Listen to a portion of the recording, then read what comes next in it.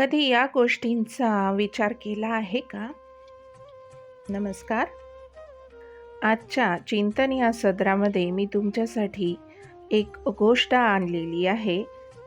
ती आवडल्यास माझ्या चॅनलला सबस्क्राईब नक्की करा. एक चोर होता. त्याला श्रावण महिन्यात महादेवाच्या पिंडीवर टांगलेली घंटा चोरायची होती. म्हणून तो रोज सकाळी देवळात जाऊ लागला. परंतु मंदिरात सकाळी कोणीतरी राहत असल्यामुळे त्याने रोज संध्याकाळचाही नियम चालू केला. रोज सकाळ संध्याकाळ येऊनही त्याची योजना सिद्ध होईना, म्हणून मग त्याने दुपारी 12 वाजताही येण्याचा नियम केला. त्रिकाळ दर्शनाने त्याचे पुण्य वाढू लागले.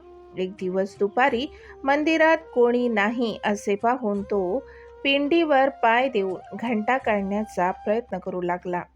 तो तिथे प्रत्यक्ष शंकर प्रगट झाले व त्याला म्हणाले, "बाळा, तुला काय पाहिजे ते माग."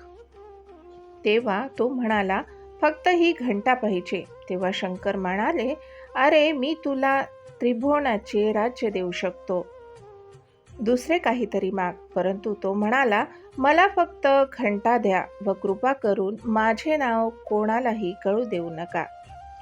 आपलीही या चोरासारखी स्थिती तर होत नाही आहे ना? तुम्हाला काय वाटते? मला मेसेज करून नक्की कळवा. नमस्कार. धन्यवाद.